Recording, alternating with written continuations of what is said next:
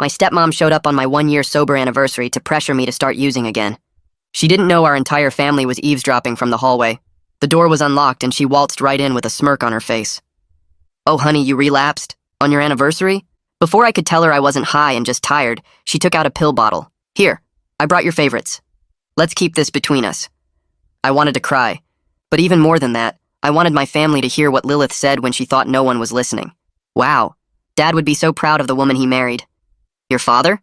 She spat the words like venom. "Your father? That sack of shit died worried about his junkie son." This was it. "Because of me?" She laughed and the sound made my skin crawl. "No, not because of you. Gosh, you still haven't figured it out, have you?" She swallowed one of the pills before continuing. "Remember when you were 16 and had that panic attack before your driving test?" I nodded, remembering that day perfectly. "What you didn't know was that I crushed an oxy into the tomato soup I gave you. It was your first taste of opioids, courtesy of stepmommy. You're welcome." She was practically glowing with pride. Suddenly, Daddy's anxious little boy had bigger problems than test anxiety. "But I kept having pain after that," I said slowly, leading her deeper. "The chronic pain that started after your wisdom teeth surgery?" She finished, delighted I was finally catching on.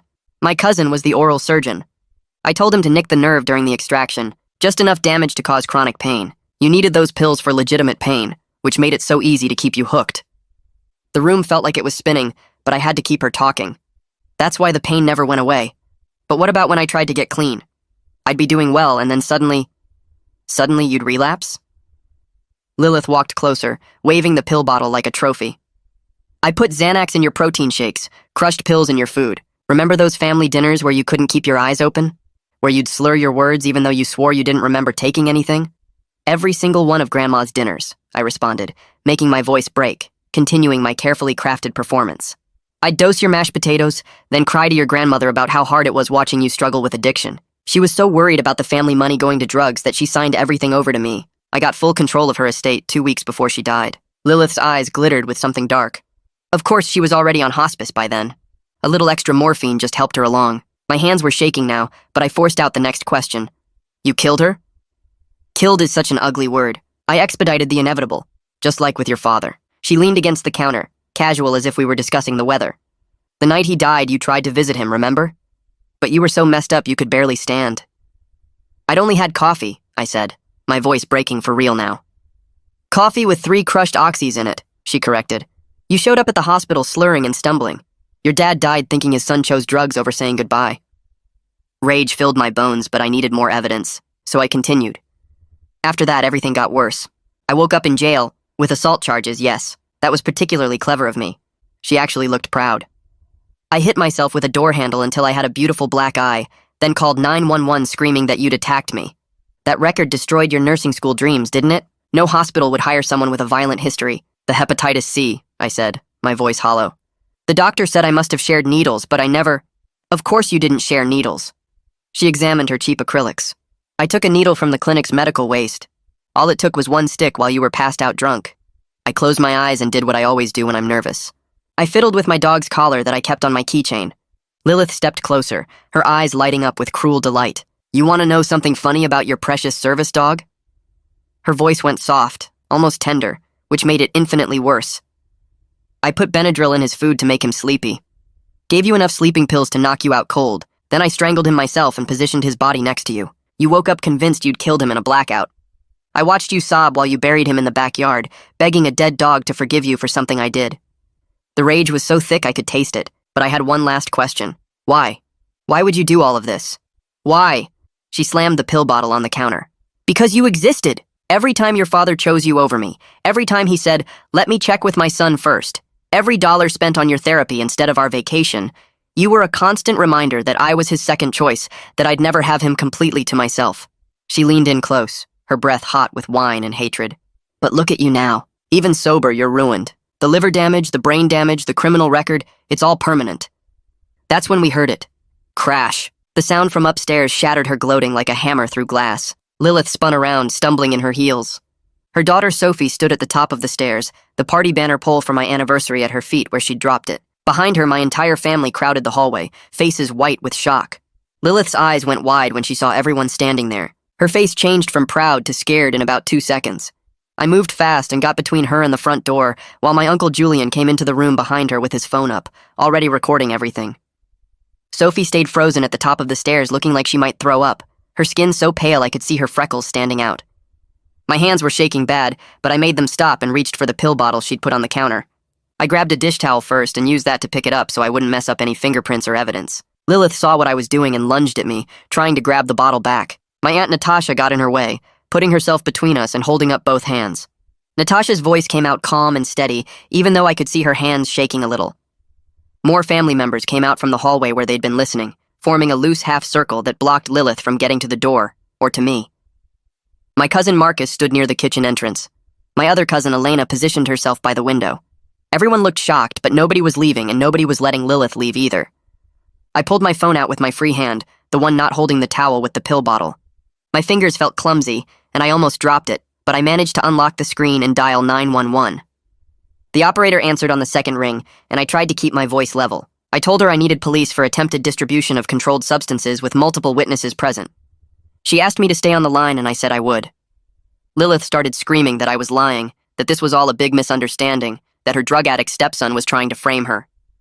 Julian kept his phone camera pointed right at her, recording every word she said and every move she made. The 911 operator asked me to describe what was happening, and I did, explaining as calmly as I could while Lilith kept yelling in the background. Sophie made this horrible sobbing sound and collapsed onto the stairs. Natasha went to her immediately, sitting down next to the girl and wrapping an arm around her shoulders. Natasha kept Sophie close, but positioned so the rest of us could still see them both. I realized right then that Sophie was a victim too. She was just a kid who'd found out her mom was a monster. My anger shifted a little bit, adding in this need to protect Sophie from more trauma, even though I was furious at what Lilith had done. The other family members formed a tighter circle in the living room. Nobody said much, but everyone stayed put, united in making sure Lilith couldn't leave before the cops got there. The 911 operator told me officers were on the way and asked me to stay on the line. I could hear Lilith still yelling about how I was framing her, how I was a liar, how she'd never done anything wrong. 2 patrol officers showed up in maybe 15 minutes. I handed over the pill bottle still wrapped in the dish towel and explained what happened. Julian came forward with his phone and offered to send them the recording he'd made. One officer took the bottle and bagged it as evidence, while the other one started writing down names of everyone who'd heard the confession. They separated us into different rooms to take statements. I ended up in the living room with one officer while Lilith got taken to the kitchen with the other one. I could hear her through the wall, her voice going back and forth between crying and yelling. She kept saying I was a drug addict trying to frame her, that I was lying, that none of it was true. The officer with me was patient and thorough, asking detailed questions about what Lilith had said and what had happened. When he finished taking my statement, he explained that based on the witnesses and physical evidence, they could help me file for an emergency protective order right away. I agreed immediately, even though my hands were shaking, so bad I could barely hold the pen. The officer walked me through the paperwork, explaining that the order would keep Lilith away from me until a court hearing could be scheduled. The other officer brought Lilith out from the kitchen and served her with the protective order before they took her for more questioning at the station. The look on her face when she realized she couldn't come near me anymore made my stomach flip. Part of me felt satisfied, but another part felt scared because I knew she'd be even more angry now. After the police left with Lilith, I gathered my closest family in the living room. Uncle Julian and Aunt Natasha sat on the couch. 2 of my cousins pulled up chairs. I explained everything Lilith had confessed to, filling in details they might have missed from the hallway. We went through the timeline together, making sure everyone understood what happened when. We talked about how to support Sophie since she was caught between her mother and the truth. Julian suggested we write down everything we remembered while it was still fresh. Natasha said Sophie could stay with them for a while if needed. Everyone left around midnight. The apartment felt too quiet after they were gone. I sat on the couch staring at my phone for probably 20 minutes before I finally called Seamus.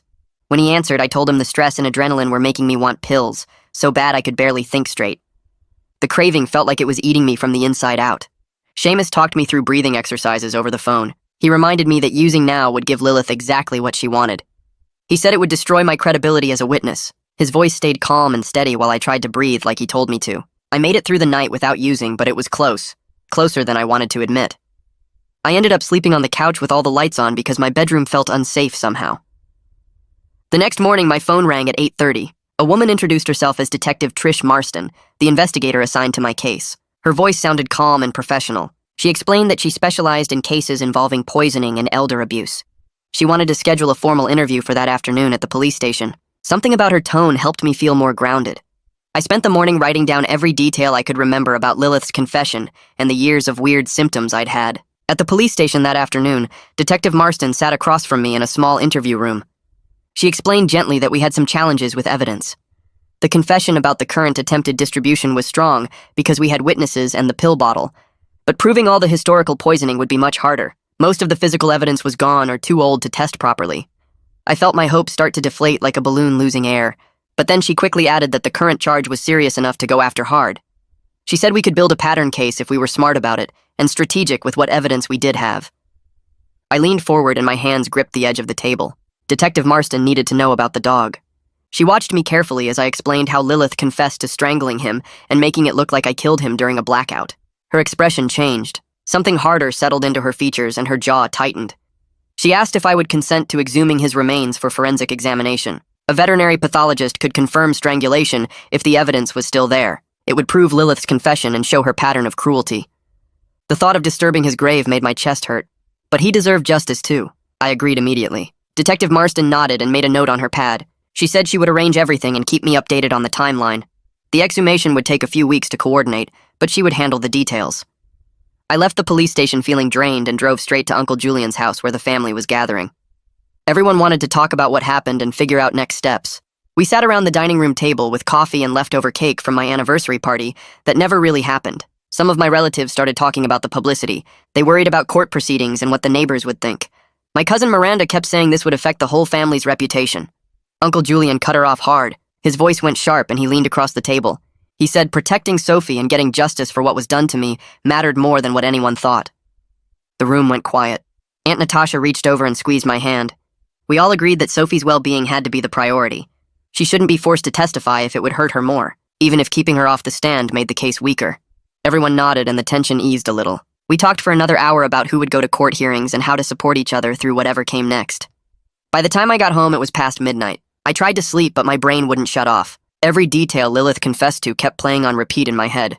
The tomato soup when I was 16, the wisdom teeth surgery that wasn't an accident, the protein shakes I drank every morning thinking they were helping me recover. I connected each memory to what she told me and realized how many times I blamed myself for things she did. The panic attack started around 2 in the morning. My heart raced and I couldn't catch my breath. I got up and checked the locks on my front door. Then I checked them again. And again. Every 20 minutes I walked through my apartment making sure the windows were locked and the door was secure. I kept imagining Lilith showing up and violating the protective order. My hands shook as I twisted the deadbolt for the 10th time. Around 3, I finally admitted I needed help. Professional help. This was too big to handle alone. I texted Seamus asking if he knew a therapist who worked with trauma. He responded within minutes even though it was the middle of the night. He sent me 2 names and said both were good with addiction recovery and trauma. I saved the information and managed to sleep for a few hours on the couch with all the lights on.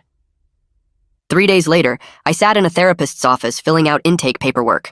Antonia Co came highly recommended according to Seamus. Her office was small and comfortable with soft lighting and plants on the windowsill. She invited me to sit in a chair across from her desk. Antonia was probably in her 40s with short dark hair and kind eyes. She asked detailed questions about my history and current symptoms. I told her about the addiction and the year of sobriety, about Lilith's confession and the investigation, about the panic attacks and the constant fear. She listened without interrupting and took notes on a tablet. After about 40 minutes, she explained her approach. We would work on 2 main goals. First, establishing healthy boundaries so I could protect myself emotionally. Second, preparing me to testify without falling apart on the witness stand. She said trauma made people dissociate or get overwhelmed with emotion. We needed to practice grounding techniques so I could stay present and credible. I left her office feeling something I hadn't felt in days. Maybe hope. Maybe just relief that someone understood what I was dealing with. I scheduled weekly sessions and drove home thinking I might actually get through this without destroying my sobriety or losing my mind completely. Detective Marston called the next week to tell me she arranged a meeting with the prosecutor. His name was Julian Beck, and he worked as an assistant district attorney. We met at his office downtown in a building that smelled like old coffee and cleaning products. Beck was younger than I expected, maybe early 30s with glasses and a sharp suit. He shook my hand and gestured to a chair in front of his desk. Then he started asking questions. Hard questions. What could I prove versus what did I only know from Lilith's confession? What physical evidence existed? Which witnesses actually saw something versus just heard about it later? I answered as honestly as I could. He listened and made notes, and his face stayed neutral the whole time. After an hour, he leaned back in his chair. He explained that the pill bottle and witness testimony gave us a solid case for attempted distribution. That charge would stick. But charges related to the historical poisoning would depend on what other evidence we could find. Most of it happened too long ago. The drugs were out of my system. The food was gone. We had Lilith's confession, but that alone might not be enough. I appreciated his honesty, even though it wasn't what I wanted to hear. At least he was being straight with me instead of making promises he couldn't keep. The next day, I went to the courthouse to file for a longer restraining order. The emergency one would expire soon. I brought copies of the police report and statements from family members who witnessed the confession. My lawyer met me there. We spent 2 hours documenting every interaction I ever had with Lilith. Text messages where she asked to meet up, emails about family events, voicemails that seemed innocent but felt manipulative now that I knew the truth. My lawyer organized everything into a folder and helped me fill out the petition. The clerk at the window reviewed the paperwork and stamped it with a date. She scheduled a hearing for 2 weeks out. She told me to keep detailed records of any contact Lilith made. If she violated the emergency order, I should call the police immediately and document everything. I left the courthouse with a folder full of papers and instructions. My hands were steadier than they had been in days. 2 weeks into the investigation, Detective Marston called with news. They executed a search warrant on Lilith's house. Officers seized multiple prescription bottles, financial documents, and her computer. Marston sounded cautiously optimistic on the phone. Some of the medications they found weren't prescribed to Lilith. The bottles had other people's names on them. The financial records showed suspicious transfers around the time my grandmother died. Large amounts of money moving between accounts right before and after she signed everything over to Lilith. I felt something shift in my chest. Vindication, maybe. Or just relief that investigators were taking this seriously and finding real evidence. Marston said the computer forensics would take a few weeks. They were looking for searches related to drugs or poisoning. Any communication with her cousin, the oral surgeon. Anything that supported the pattern of behavior she confessed to. I thanked her and hung up. For the first time since this started, I felt like maybe the system would actually work. Sophie gave her statement to Detective Marston a few days later. Uncle Julian and a victim advocate were there to support her. Marston called me afterward to give me a summary. Sophie confirmed she witnessed her mother crushing pills and putting them in food multiple times. Lilith always told her it was vitamins or supplements for my health. Sophie believed her because why wouldn't she? She was just a kid watching her mom take care of her stepbrother. Marston said Sophie was clearly struggling. She loved her mother, but she was horrified by what she did. The detective handled her gently and got the information she needed without pushing too hard. I felt grateful Sophie was protected through this process. She showed more courage than most adults would in her situation. Speaking up against your own mother takes guts. I texted Uncle Julian to thank him for being there with her. He responded that Sophie was staying strong but having nightmares. We all needed to support her however we could. The exhumation happened at the end of week 2. I couldn't bring myself to be there. Detective Marston called to tell me they were sending the remains to a forensic veterinary pathologist, someone who specialized in figuring out how animals died. The waiting period for results would be several weeks, maybe a month or more depending on the lab's workload. But knowing someone was finally investigating what really happened to him helped. The guilt I carried for a year started to feel different. Not gone, but lighter somehow. Like maybe I could forgive myself once we had proof I didn't kill him. I spent that evening looking at old photos of him on my phone. His brown eyes and floppy ears. The way he used to rest his head on my lap when I was having a bad day. Lilith took him from me and made me believe I was a monster. That was almost worse than killing him herself. I met with the victim advocate the following week. Her name was Judy Calderon and she worked for the county. Her office was in a building near the courthouse with posters about domestic violence and victim rights on the walls. Judy walked me through what to expect from the court process. Arraignment, preliminary hearings, possibly a trial. She connected me with resources for medical bill assistance and counseling services. Then she explained my rights as a victim. I could give an impact statement if the case went to sentencing.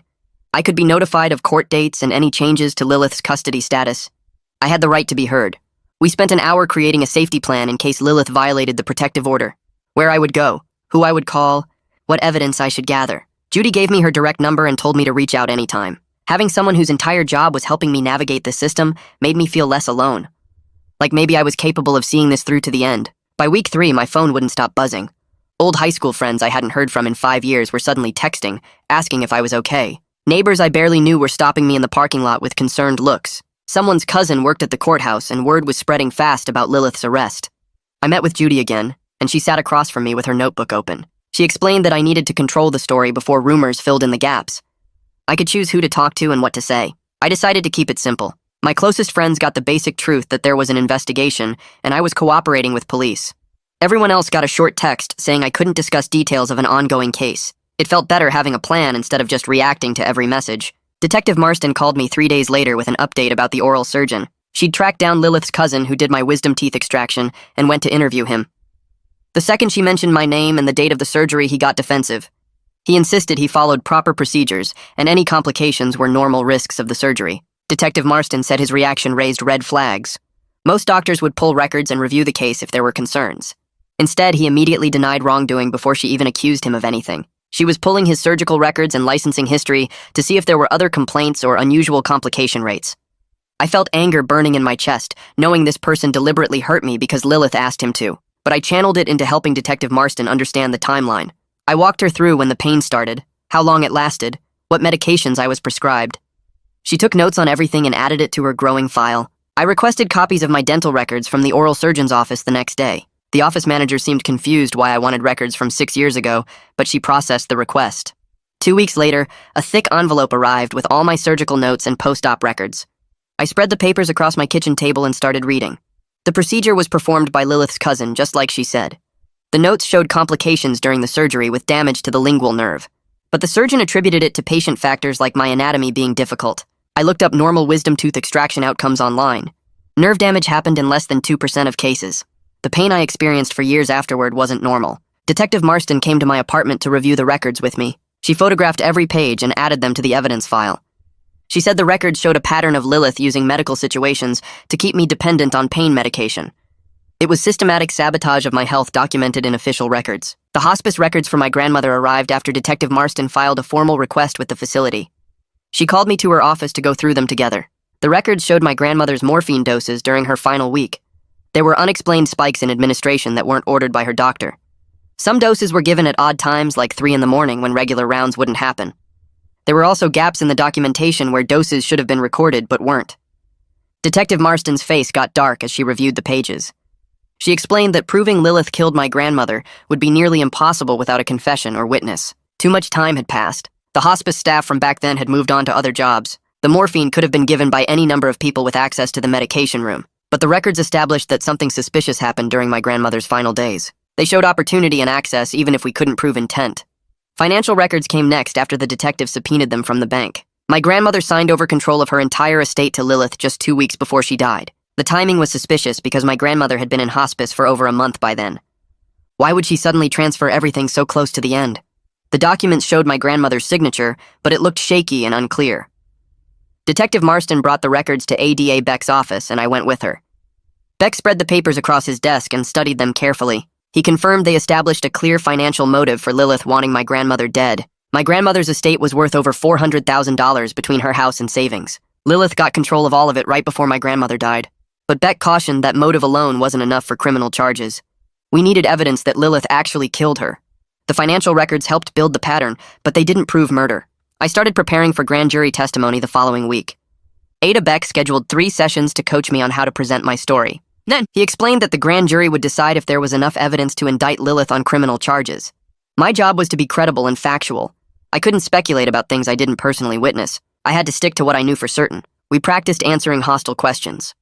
Beck played the role of a skeptical juror, asking why I didn't report Lilith sooner, or why I kept accepting food from her if I suspected something. The practice made my anxiety spike, but it also helped me feel more prepared. I learned to pause before answering instead of getting defensive. I practiced keeping my voice steady even when talking about painful topics. Beck said I was doing well but needed to be even more concise. Grand juries moved fast, and I had to make my points clearly without rambling. Detective Marston called me a week later with news about my father's hospital chart. She'd obtained the records from the night he died, and they confirmed what Lilith confessed. The nursing notes showed I visited the hospital that evening around 8 p.m. Multiple staff members documented that I appeared intoxicated and unable to communicate clearly. One nurse wrote that I was slurring my words and unsteady on my feet. Another noted I seemed devastated but incoherent. The timing lined up perfectly with Lilith drugging my coffee before I tried to see my father. I was poisoned and everyone thought I was high. Reading those notes broke something open inside me. Hospital staff witnessed my father's final moments, and they all believed I chose drugs over saying goodbye. They documented it in official records that would follow me forever. I had to leave Beck's office because I couldn't stop crying. I sat in my car in the parking garage for an hour just trying to breathe. The shame of that night had lived in me for so long. Now I knew it wasn't my fault, but the damage was already done. Ada Beck called me back to his office 2 days later with disappointing news. He explained that he wouldn't be pursuing homicide charges related to my father or grandmother at this time. The evidence was too circumstantial, and too much time had passed. Without a body to exhume or witnesses who saw Lilith administer the drugs, we couldn't prove murder beyond reasonable doubt. The prosecution would focus on 3 charges. The attempted distribution charge from the night of the confession when Lilith brought pills to my apartment. The animal cruelty charge related to killing my dog. and potentially fraud charges related to how she obtained my grandmother's estate. I felt frustrated that Lilith might not face consequences for the worst things she did. But Beck explained the legal limitations, and I had to accept we could only work with what we could prove in court. Child Protective Services contacted Detective Marston the next week with concerns about Sophie. Her mother was under investigation for poisoning, and her father wasn't in the picture. A CPS caseworker named Miranda came to meet with our family at Uncle Julian's house. She asked questions about our family structure and who could provide a safe home for Sophie. Uncle Julian and Aunt Natasha offered to take Sophie temporarily if needed. They had a spare bedroom, and Sophie already felt comfortable with them. Sophie sat on the couch looking small and scared. She was caught between wanting to believe her mother wasn't as bad as the evidence showed and knowing what she heard that night. Miranda asked Sophie gentle questions about how she was feeling and if she felt safe. Sophie's answers were quiet but honest. She said she loved her mother, but she was afraid of her now. The stress of the CPS situation triggered something in me a few days later. I was driving home from work and suddenly found myself in a pharmacy parking lot. I didn't remember deciding to go there. I just ended up there with my car in the park and my hands shaking on the steering wheel. The craving hit me so hard I could barely breathe. I wanted pills so badly I could taste them. I wanted the numbness and the quiet in my head. I sat there seriously considering walking inside and trying to get a prescription somehow. My phone was in my hand before I realized I'd picked it up. I called Seamus in a panic. He answered on the second ring, and I could barely get the words out about where I was and what I was thinking. He told me to stay on the line, and 15 minutes later his car pulled up next to mine. He got out and climbed into my passenger seat. We sat there together while he talked me through the craving. He reminded me that Lilith spent years trying to destroy me. Staying sober was the ultimate proof that she failed. If I used now, I'd be giving her exactly what she wanted. His words cut through the fog enough that I could start my car. I followed him back to his place, and we sat in his kitchen drinking coffee until the worst of it passed. He didn't judge me or act disappointed. He just stayed with me until I was steady enough to drive home. The next morning, I sat in Antonia's office, and we went through the practical steps I needed to take to feel safer. She pulled out a notepad, and we made a list together. First thing was blocking Lilith's number on my phone and all my social media accounts. Antonia explained that any contact Lilith needed to make could go through Judy or my lawyer, which meant I wouldn't have to see her name pop up on my screen and trigger a panic response. I did it right there in her office, watching Lilith's contact disappear from my phone. The second thing was changing my routines. I'd been going to the same grocery store at the same time every week, the same coffee shop every morning, the same gym on the same days. Antonia pointed out that predictable patterns made it easy for Lilith to show up and violate the protective order. So I switched grocery stores, found a new coffee place on the other side of town, and changed my gym schedule to random times. The third thing was installing a security camera at my apartment entrance. Antonia knew a guy who did installations cheap, and I had it set up within 3 days. Having that camera recording everyone who came to my door helped me sleep better at night. These weren't big dramatic moves, but they were concrete actions I could take, and taking action made me feel less like a victim waiting for the next bad thing to happen. 2 weeks after implementing these boundaries, I got served with legal papers at work. A coworker brought them to my desk looking uncomfortable, and I opened the envelope right there. Lilith's lawyer had filed a petition claiming I was harassing her and trying to damage her reputation with false accusations. The petition requested that the protective order be dropped immediately. Reading through the distortions and outright lies made my hands shake with rage. According to her lawyer, I was a troubled addict with a history of violence who was targeting my stepmother because she'd tried to help me get clean. The document painted me as unstable and vindictive, turning everything upside down. I called Judy from the parking lot, and she could hear the panic in my voice. She told me to come to her office right away, and when I got there, she read through the petition carefully. Then she looked up at me and explained this was a common defense tactic meant to intimidate victims and muddy the waters. She'd seen it dozens of times before. The goal was to make me feel attacked and scared, to make me want to back down and drop the whole thing. But we had the police report documenting what Lilith said that night, and we had statements from multiple family members who heard the confession. Judy assured me the petition wouldn't work. A hearing was scheduled for the following week, and she immediately contacted ADA Beck to prepare a response. Beck worked fast, filing paperwork that cited the police report and all the witness statements supporting my version of events. He included photos of the pill bottle Lilith brought and the recording Julian made on his phone. The response brief was solid, and Judy felt confident going into the hearing.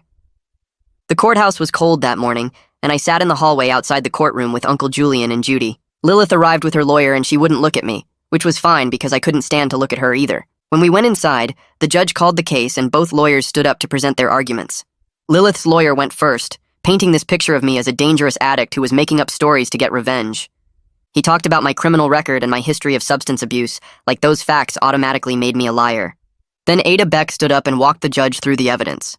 He started with the police report from the night officers responded to my apartment. He described how multiple family members heard Lilith confess to years of systematic poisoning.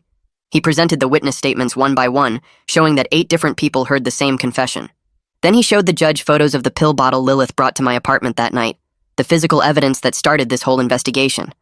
The judge listened carefully and asked a few questions about the timeline and the witnesses. Then she reviewed the police report herself, taking several minutes to read through it. When she looked up, she denied Lilith's petition completely. She stated clearly that the evidence supported reasonable fear of harm and the protective order would remain in full effect. Lilith's face went bright red, and she whispered something angry to her lawyer. I felt this wave of relief wash over me, knowing that at least one part of the system was working the way it should. The judge wasn't buying Lilith's lies, and the protective order would keep her away from me. 5 weeks after they exhumed my dog's remains, Detective Marston called me at work. I stepped outside to take the call, and she got right to the point. The forensic veterinary pathologist had completed her examination and found evidence consistent with ligature strangulation. The hyoid bone showed damage that matched what you'd see in a strangulation case, and there were soft tissue patterns that supported it too. Detective Marston explained carefully that the report couldn't be 100% definitive after this much time because of decomposition, but the findings were probative, and they supported Lilith's confession about strangling him. I started crying right there in the parking lot behind my work building. Detective Marston stayed on the line and let me cry without trying to rush me or make me feel better with empty words. After a minute, I was able to talk again, and I thanked her for pushing to get the exhumation done. She said she was glad we had this evidence because it proved I didn't kill him and that he died because of Lilith's cruelty, not my negligence. That validation meant everything to me. For a whole year, I'd carried the guilt of thinking I killed him during a blackout. Now I knew the truth, and even though it hurt to know what really happened, at least I wasn't responsible for his death. 3 days after the vet report came back, Detective Marston called again with bigger news. The district attorney's office had filed criminal charges against Lilith. She listed them out over the phone, and I could hear the satisfaction in her voice. Attempted distribution of a controlled substance for bringing pills to my apartment that night. Animal cruelty resulting in death based on the forensic vet report, and Lilith's confession. Fraud related to the estate transfer documents, and how Lilith got control of my grandmother's money. Each charge felt like a small piece of justice finally arriving. I felt this complicated mix of relief and vindication and lingering frustration all at once. The charges didn't cover everything Lilith did to me over the years. They didn't cover the poisoning that destroyed my health or the false assault charges that ruined my nursing career. They didn't cover killing my father and grandmother, but at least she was finally being held accountable for something. Detective Marston explained that proving the historical poisoning would have been nearly impossible without physical evidence, and the homicides were too circumstantial to prosecute. These 3 charges were what we could prove beyond reasonable doubt, and they were serious felonies that could result in real prison time. The arraignment happened the following week, and I sat in the courtroom gallery with Aunt Natasha. Lilith stood before the judge in an orange jumpsuit looking smaller than I remembered. Her lawyer entered not guilty pleas to all 3 charges, which didn't surprise anyone. The judge reviewed the charges and the evidence summary that ADA Beck had prepared. Then the judge set bail at $50,000. I thought maybe that would keep her locked up for a while, but Lilith's family posted the bail immediately. Within 2 hours, she walked out of the courthouse wearing regular clothes again. I saw her leave through the front doors with her sister and her lawyer, and my stomach dropped even though I knew the protective order was still in place, and she wasn't supposed to come near me. Just seeing her free and walking around made me feel unsafe all over again. Judy reminded me that bail is standard for non-violent felonies, and that Lilith would have GPS monitoring and strict conditions. But logic didn't make the fear go away. That weekend, our family held a meeting at Uncle Julian's house to talk about court attendance and support strategies. Everyone sat around the dining room table, and we acknowledged that the trial process could take months, maybe even a year. We needed to pace ourselves to avoid burnout because this was going to be a marathon, not a sprint. Uncle Julian suggested we rotate who attends court hearings so that I always have support, but no one person has to carry the entire burden of being there every single time. Aunt Natasha agreed and pulled out a calendar. We mapped out the upcoming court dates that Ada Beck had given us and started assigning people to each one. My cousin Sarah volunteered for the preliminary hearing. Uncle Julian took the pretrial conference. Aunt Natasha said she'd be there for the trial itself no matter what. Everyone committed to checking in regularly about how we were handling the stress, and we set up a group chat specifically for court updates so nobody felt left out of the loop. It felt good to have this structure and support system in place. Monday morning, I had to have an uncomfortable conversation with my boss about needing time off for court appearances. I sat in his office and tried to explain the situation without going into too much detail. I told him I was involved in a criminal case as a victim, and I'd need flexible scheduling for court dates over the next several months. He asked what kind of case, and I had to tell him it involved my stepmother and charges related to assault and fraud. I watched his face change as I talked. He stayed polite and understanding on the surface, telling me the company would work with me and I could take whatever time I needed. but I could feel the subtle shift in how he saw me once he knew about my addiction history and that I was involved in a criminal case. The stigma was there even though he was trying to be supportive. After that meeting, he was more distant with me. He'd walk past my desk without stopping to chat like he used to. He didn't invite me to the team lunch the following week. I had to accept that some people will never fully separate me from my past struggles, no matter how long I stay sober or how much I rebuild my life. It hurt, but I couldn't let it derail me. My therapy sessions with Antonia shifted focus completely to preparing me for testimony. She explained that I needed to be able to tell my story on the witness stand without dissociating or becoming so emotional that I lost credibility. We practiced grounding techniques I could use during testimony, like pressing my feet into the floor and focusing on my breath. She had me sit in a chair and pretend it was the witness stand while she asked me questions. At first, I'd start crying or my mind would go blank when she asked about the dog or my father, but we practiced over and over until I could answer clearly while staying present. Antonia helped me understand that showing emotion was okay, and even humanizing, but I needed to stay present enough to answer questions clearly and not let the defense attorney derail me with hostile questioning. She warned me that the defense would try to attack my credibility by bringing up my addiction history and criminal record. We practiced responding to those attacks without getting defensive or falling apart. She taught me to pause before answering, to take a breath, to acknowledge the question without letting it shake me. The preparation was exhausting but necessary. 2 months into the investigation, Ada Beck called to tell me about evidence they'd found in Lilith's phone records. The search warrant had given them access to her text messages, and they'd found conversations with someone about obtaining prescription medications. The language was careful and ambiguous enough to have plausible deniability, but it was damaging in context. The messages referenced things like getting the usual and same as last time without explicitly naming drugs. There were also Venmo payments that corresponded with the message timestamps, showing money changing hands right after these conversations. Beck explained he was cautiously optimistic that these messages helped establish Lilith's pattern of obtaining and distributing controlled substances over time. It wasn't as strong as we'd like because she never explicitly said what she was buying, but combined with everything else, it painted a picture of someone who regularly acquired pills illegally. The defense would argue the messages were about something innocent, but a jury would see through that. Beck warned me not to get my hopes too high because circumstantial evidence like this could go either way, but at least it was something more to add to the case file. A week later, Detective Marston called with news that made my hands shake. She'd checked with every pharmacy in a 30-mile radius and tracked down the lot number from the pill bottle Lilith brought to my apartment. The pills came from a batch prescribed to an elderly patient who died 6 months ago. The pharmacy records showed the deceased patient's name, and the prescription was never transferred to Lilith or anyone in her family. Detective Marston explained this meant Lilith either took the pills from the dead person's house or got them some other way, which helped prove she was distributing controlled substances she had no legal right to possess. I felt a surge of hope knowing we had concrete evidence that tied directly to that night. The next day, I spent 8 hours at Beck's office going over trial preparation until my brain felt like mush. He sat across from me with a legal pad and didn't sugarcoat anything. He told me to stick to facts I could verify with my own eyes and ears, avoid guessing about Lilith's motives or things I didn't personally see, and never add details or make things sound worse than they were, because the defense would use any tiny inconsistency to make me look like a liar. We practiced my testimony over and over, with Beck playing the role of hostile defense attorney and asking brutal questions about my addiction history and criminal record. By hour 6, I could tell my story clearly without falling apart or getting defensive. Beck made me repeat certain answers until they were simple and direct. He drilled into me that showing emotion was fine, but I had to stay present enough to actually answer the questions being asked. The practice was exhausting, but I left feeling more prepared than I'd expected.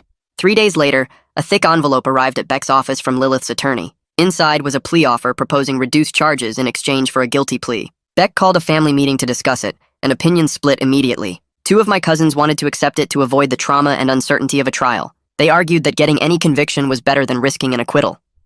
Uncle Julian and Aunt Natasha felt the reduced charges were too light for what Lilith actually did. I sat there listening to everyone debate while my stomach twisted into knots. Beck laid out the pros and cons in his measured way. A plea deal guaranteed some level of accountability and avoided the risk of losing at trial, but it likely meant lighter sentencing than we'd get with a guilty verdict. He explained that trials were unpredictable and juries could surprise you either way. The offer on the table would drop the animal cruelty charge entirely and reduce the distribution charge to simple possession. I felt sick thinking about Lilith getting away with killing my dog without any consequences. That night I barely slept, going over the decision from every angle. The next morning I called Beck and told him to reject the current offer. I explained that any future deal had to include a guilty plea to the animal cruelty charge at minimum. I needed Lilith held accountable for strangling my dog and making me believe I killed him during a blackout. That psychological torture was one of the cruelest things she did to me. Beck respected my decision and said he'd communicate our position to the defense. He warned me this probably meant we were heading to trial, but he understood why the dog mattered so much.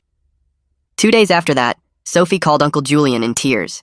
She'd been scrolling through old photos on her phone and found something from 8 months ago. The photo showed my kitchen counter with what looked like white powder residue near my protein shaker bottle. The timestamp proved it was from back when I was still living in the fog of unexplained relapses. Sophie wrote out a statement explaining she took the photo because the powder looked weird, but Lilith told her it was just protein supplement that hadn't mixed right. Uncle Julian drove her straight to the police station, where she turned over the photo and statement to Detective Marston. The detective called me that evening to say the photo wasn't definitive proof by itself, but it backed up the pattern of Lilith putting substances in my food and drinks. Every piece of evidence helped build the bigger picture. The relief I felt knowing Sophie was brave enough to come forward again almost made me cry. A week later, an envelope arrived at my apartment from Lilith's defense attorney. Inside was a letter warning that if Sophie testified at trial, they would aggressively challenge her credibility. The letter spelled out their strategy in cold legal language. They'd point out she was a minor with obvious bias against her mother. They'd suggest family members had coached her on what to say. They'd imply she was making things up to stay in Uncle Julian's house instead of going home. Reading it made my blood boil, but it also terrified me. Beck called the same day to discuss the letter. He explained that putting Sophie on the stand could traumatize her, and the defense would definitely be brutal during cross-examination. He said child witnesses were vulnerable, and defense attorneys often went hard trying to break them down or confuse them. I sat there holding the phone and feeling torn apart. I wanted justice, but not at the cost of destroying Sophie. She'd already been through too much because her mother was a monster. That night, I made the hardest decision of the whole process. I called Beck and asked him to minimize how much we relied on Sophie's testimony. I told him to adjust the trial strategy to focus more on physical evidence, expert witnesses, and the statements from adult family members who heard the confession. Beck agreed immediately and said he'd been thinking the same thing. He explained we could still use Sophie's photo and written statement without making her testify in person. I called Uncle Julian after to explain my decision. He supported it completely and said protecting Sophie's mental health mattered more than getting a conviction. His voice was thick with emotion when he thanked me for thinking of her first. The next day, Beck called with the adjusted prosecution strategy. They were narrowing focus to the attempted distribution charge from the night of the confession and the animal cruelty charge. The fraud count related to the estate transfer would be held in reserve depending on how things went at trial. Beck explained this streamlined approach made the case stronger and more focused. It avoided overwhelming the jury with too many complicated historical claims that were harder to prove. I felt disappointed we weren't pursuing everything, but I understood the reasoning. Sometimes you had to be strategic instead of trying to win every battle at once. That same week, I met with a probate attorney to discuss challenging the estate transfer. She reviewed the timeline and documents I'd gathered. We filed a civil petition arguing that Lilith got the estate transfer through undue influence, while my grandmother was heavily medicated and dying. The attorney explained we had a decent case given the suspicious timing and Lilith's criminal charges. The court issued a preliminary order freezing some of the estate assets pending a full hearing. The hearing wouldn't happen for several months, but at least Lilith couldn't spend or hide everything while we fought it out. Knowing my grandmother's money was protected felt like a small victory. The following week, our family gathered for mediation about Sophie's temporary placement. A social worker facilitated the discussion, while Sophie sat between Uncle Julian and Aunt Natasha, looking small and scared. After 2 hours of negotiation, we reached an agreement. Sophie would stay with Uncle Julian and Aunt Natasha, with supervised visits from Lilith, until the criminal case was resolved. Sophie's shoulders relaxed when the decision was announced. She looked relieved to be somewhere stable and away from her mother's chaos. After the mediation ended, I pulled Sophie aside and told her none of this was her fault. I said she did the right thing by telling the truth even though it was hard. She hugged me tight and started crying. I could see the weight she was carrying and wished I could take it from her. But all I could do was promise to be there whenever she needed me and make sure she knew she was safe now. 2 weeks later, I sat in the courthouse conference room with Beck for the pre-trial hearing. The judge reviewed stacks of legal briefs while Lilith's defense attorney argued about what evidence could be presented. The defense wanted to block any mention of my father's or grandmother's deaths, claiming it was prejudicial since Lilith wasn't charged with those crimes. Beck countered that the pattern of behavior Lilith confessed to was relevant context for understanding her actions. The judge listened to both sides and made notes on a yellow legal pad. After 30 minutes of back-and-forth arguments, she announced her ruling. We could reference the pattern of poisoning Lilith confessed to, but couldn't make specific accusations about deaths without additional evidence. Family members who heard the confession could testify about what they witnessed. Beck seemed satisfied when we left the courtroom. He told me the ruling gave us enough to show the jury who Lilith really was, without overreaching on unprovable claims. I felt relieved knowing the confession wouldn't be completely blocked from evidence. The following week, the defense filed another motion, trying to suppress Lilith's statements entirely. They argued she made those statements under duress and without being read her rights. Beck filed a response brief explaining that Miranda warnings only apply to police custody, not private conversations in someone's home. The hearing happened on a Thursday morning with the same judge presiding. Lilith's attorney claimed my family created a hostile environment that forced her to confess. Beck pointed out that Lilith came to my apartment voluntarily and spoke freely without any threats or coercion. The judge ruled that statements overheard by family members in a private home were admissible since Lilith wasn't in custody at the time. However, she limited which parts of the confession could be repeated to avoid unfair prejudice. Beck would need to be selective about what statements to present at trial. I left the courthouse feeling cautiously optimistic that we still had a strong case despite the limitations. That afternoon, I met with Antonia for a therapy session focused entirely on courtroom preparation. She had me sit in a chair and visualize being on the witness stand while she asked questions. We practiced grounding techniques I could use if I started feeling overwhelmed during testimony. She taught me to press my feet firmly into the floor and focus on my breathing when anxiety spiked. We identified specific physical sensations that signaled I was getting too stressed. Tightness in my chest meant I needed to slow down and breathe. Shaking hands meant I should ask for water. Racing thoughts meant I should pause before answering. Antonia reminded me that asking for a break didn't make me weak or less believable. She said showing some emotion was okay, and even made me more human to the jury. The key was staying present enough to answer questions clearly, without getting so upset I couldn't function. We practiced for 2 hours until I felt more confident about handling the pressure. The trial started on a freezing morning in late November, exactly 18 weeks after the night Lilith confessed. I arrived at the courthouse with Uncle Julian and Natasha, both of them dressed formally for the occasion. We went through security and found seats in the gallery behind the prosecution table. Beck wore a dark suit and carried a leather briefcase full of documents and evidence. Lilith sat at the defense table looking small and sad in a conservative dress, her hair pulled back neatly. She'd clearly been coached to appear sympathetic rather than threatening. The jury filed in and took their seats, 12 people who would decide whether to believe me or her. Beck stood and delivered his opening statement in a calm, measured voice. He described the night I recorded Lilith's confession and explained the evidence supporting each charge. He didn't sensationalize or make promises he couldn't keep. He simply laid out the facts and told the jury they would hear testimony from multiple witnesses who were there. Lilith's attorney gave his opening statement next, painting me as an unreliable addict trying to blame others for my problems. I forced myself to stay calm and remember that the evidence would speak louder than his accusations. After opening statements, the prosecution called me as the first witness. I walked to the stand and swore to tell the truth with my hand on a Bible. Beck started with basic questions about my background and relationship with Lilith. I explained how she married my father and became my stepmother when I was 15. We went through my history with addiction and the struggles I'd faced trying to get clean. Beck asked me to describe the night of my 1-year anniversary and what happened when Lilith arrived. I walked through the entire conversation, explaining how I kept her talking to make sure my family heard everything. The defense attorney's cross-examination was brutal and lasted over an hour. He hammered my addiction history and suggested I was making up stories to avoid taking responsibility for my failures.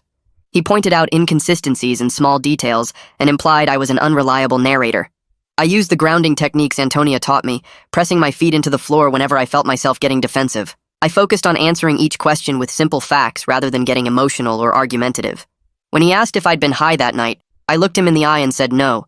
I'd been sober for exactly 1 year.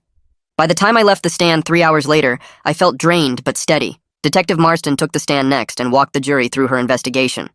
She described executing the search warrant at Lilith's house and what evidence was seized.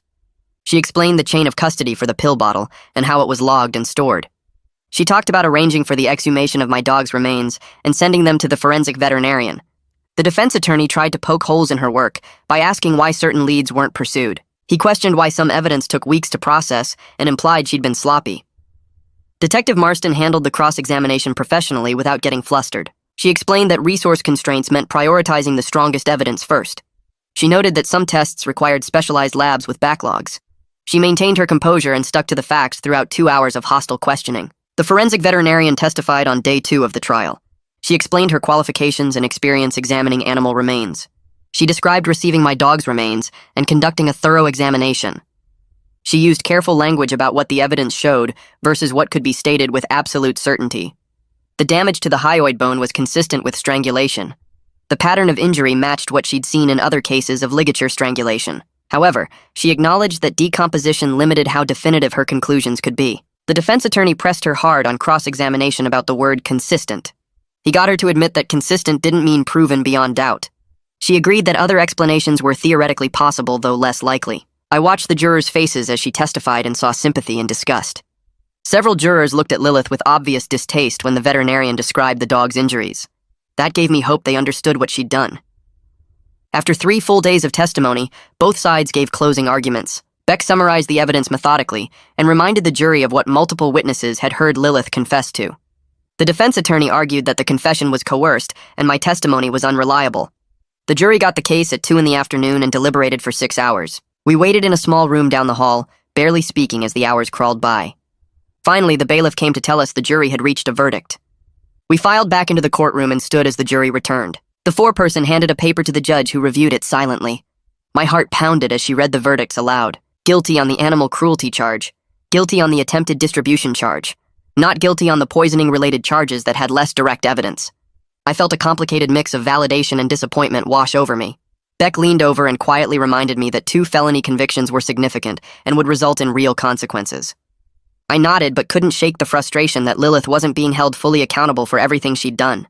Over the next 2 weeks, I worked with Judy to draft my victim impact statement for sentencing. We went through multiple drafts trying to find the right balance. I needed to convey the damage Lilith caused without sounding vengeful or hysterical. I described the year I spent believing I'd killed my dog in a blackout. I explained the health problems that continued to affect me because of her poisoning. I talked about the relationships that were destroyed by her manipulation and lies. Judy helped me cut anything that sounded too emotional or accusatory. Antonia had me practice reading the statement out loud until I could deliver it in a measured, powerful way. We worked on my pacing and tone so I'd sound credible rather than angry. The goal was showing the jury the real human cost of Lilith's actions without losing composure.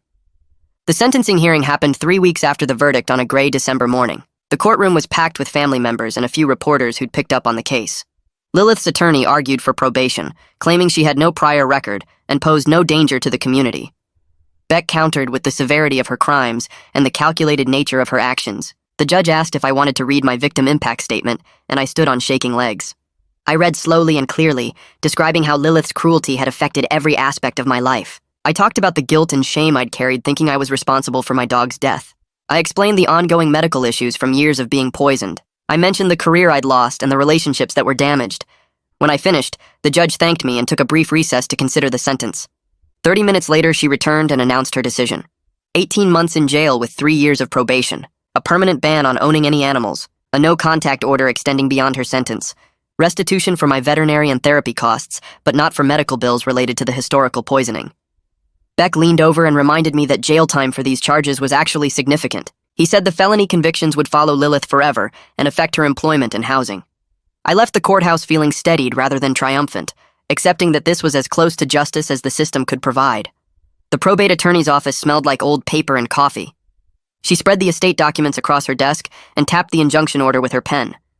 The court had frozen about 40% of my grandmother's assets pending a full hearing scheduled for 6 months out. She explained that proving undue influence was difficult but possible, especially with Lilith's fraud conviction now on record. The timeline stretched ahead like a marathon I hadn't trained for. Years, she said. Maybe I'd recover some of the estate, maybe not. At least Lilith couldn't drain everything while the case crawled through probate court. I signed the papers she pushed toward me and left, feeling like I'd just agreed to carry a heavy box for miles with no place to set it down. A month after sentencing, exhaustion hit me like a truck. I woke up one morning and couldn't get out of bed. My body felt like it weighed 1,000 pounds. The truth sat in my chest like a stone. My father and grandmother were murdered, and Lilith would never face real consequences for it. The system got her on what we could prove, but the worst crimes would stay unpunished. I called Antonia, and she fit me in that afternoon. Her office felt safe in a way nowhere else did. She listened while I talked about the rage and grief mixing together until I couldn't tell them apart. She said something that stuck with me. Justice is imperfect. Some wounds don't get the closure we hope for. That doesn't mean speaking up was wrong. It doesn't mean I failed. The system is broken in ways one person can't fix. I cried for the first time since sentencing, ugly crying that made my face hurt. When I left her office 2 hours later, the stone in my chest felt smaller, but it was still there. At my recovery meeting that week, I stood up when Seamus asked if anyone wanted to share. My voice shook when I said I had 13 months sober. The group clapped and a few people whistled. Seamus smiled at me from across the circle. He didn't pretend the journey had been easy, or that I was fixed now. After the meeting, 3 different people came up to thank me. They said hearing about my commitment to sobriety during the trial inspired them. One guy said he almost relapsed during his divorce, but remembered my story and called his sponsor instead. I drove home feeling something close to proud. I survived everything Lilith did to destroy me and came out still fighting for my recovery. That was worth something, even if the legal outcome sucked. The hospital job offer came through 2 weeks later. It was a support role in the medical records department. Nothing like the nursing career I'd trained for, but it let me be near the medical world without the pain of what I'd lost stabbing me every day. The work was simple: filing, data entry, helping patients request their records. My supervisor met with me before my first shift. She knew about my history and criminal record. She said it directly. "I hired you because I value second chances and you were honest on your application. Don't make me regret it." I promised her she wouldn't, and I meant it. 3 months in, I was good at the job. Patients liked me. My coworkers treated me normal. Some days I walked past the nurse's station and felt the ache of what could have been. But most days I just did my work and went home grateful to have a paycheck and a reason to get up in the morning. The lawyer's office was smaller than I expected. He specialized in record expungement and relief petitions. I explained the assault charges and how they were based on Lilith's lies. He pulled up her fraud conviction on his computer and nodded. "This helps your case significantly." But he was honest about the timeline. Multi-year process, demonstrating rehabilitation, lots of paperwork, no guarantees. The filing fees alone were more than I wanted to spend. He said we'd start with a petition to the court and see what happened. I signed the retainer agreement knowing this was another long fight ahead. At least I was fighting for something that mattered. Clearing my record wouldn't undo the damage, but it might open doors that were currently slammed shut. Uncle Julian called with updates about Sophie every few weeks. She started seeing a trauma specialist. She was doing better in the school, opening up more about her feelings, still having nightmares, still struggling with guilt about her mother. I kept my distance like we'd agreed, giving her space to process without pressure from family. But I texted her sometimes. Short messages letting her know I didn't blame her for anything. Telling her I was proud of her courage, asking how school was going. She rarely responded, but when she did, her messages were careful and kind. I hoped she knew she could reach out if she needed me. I hoped she was getting the support I never had at her age. One sunny morning, I drove to the spot where I'd buried my dog. The grass had grown over the grave and wildflowers were blooming nearby. I sat down and just stayed there for a while. For the first time since his death, I could grieve him properly without the crushing guilt. I knew the truth now. He died because of Lilith's cruelty, not because of anything I did. I took the old collar tag off my keychain and held it in my palm. Then I pulled out the new tag I'd had made. It was engraved with my 13-month sober date. I attached it to my keychain next to where the old one had been, a ritual that honored both his memory and my recovery. The guilt that ate me alive for a year had changed into sadness and anger at Lilith, but also gratitude. Gratitude that he'd been in my life. Gratitude that I finally knew the truth. I touched the ground over his grave and whispered that I was sorry it took so long to figure out what really happened. Family dinner happened at Uncle Julian's house. Everyone sat around the table and nobody pretended everything was fine. Aunt Natasha brought up the civil hearing scheduled for next month. We needed to coordinate who could attend. Uncle Julian pulled out the calendar we'd used during the trial, and we started planning the rotation system again. Some of the conversation got tense when people disagreed about strategy, but underneath it was trust we'd rebuilt through everything we'd been through together. My cousin asked how I was doing, and I gave her an honest answer instead of a polite one. Hard days and okay days. Still sober. Still showing up. She squeezed my hand across the table. After dinner, we sat in the living room and talked about normal things. TV shows and work drama, and whose car was making weird noises. It felt good to be part of something again instead of the family problem everyone whispered about. My life settled into routines over the following weeks. Work 5 days a week, therapy with Antonia every Tuesday, recovery meetings 3 times a week, checking in with Seamus when I needed support. The civil case moved forward slowly. The expungement petition sat in a pile somewhere at the courthouse. Sophie was healing in her own time and space. I protected my sobriety above everything else because it was the foundation holding up everything else I was building. The outcome wasn't perfect. Lilith didn't face consequences for her worst crimes, but I was still here, still sober, still fighting. Some days that felt like its own kind of victory. I kept my eyes open to the reality that justice was incomplete and healing was ongoing, but I was moving forward instead of staying stuck, and most days that was enough. Well, that is the grand finale that nobody asked for. If you made it this far, you clearly have commitment issues in the best way possible. You might as well subscribe now. We are already in this mess together.